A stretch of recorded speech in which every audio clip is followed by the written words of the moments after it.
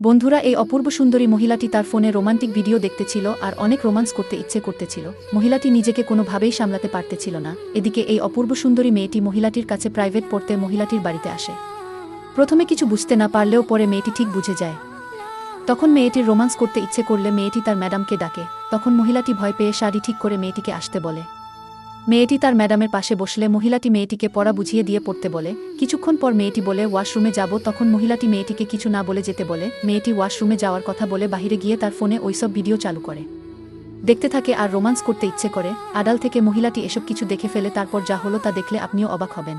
তার আগে বন্ধুরা, তোমরা যদি এই পৃথিবীতে সবথেকে বেশি তোমাদের মা বাবাকে ভালোবেসে থাকো, তাহলে অবশ্যই আমার মতো এই চ্যানেলটি সাবস্ক্রাইব করে ভিডিওটিতে লাইক দিয়ে কমেন্টে বলবে বাবা মাকে অনেক ভালোবাসি।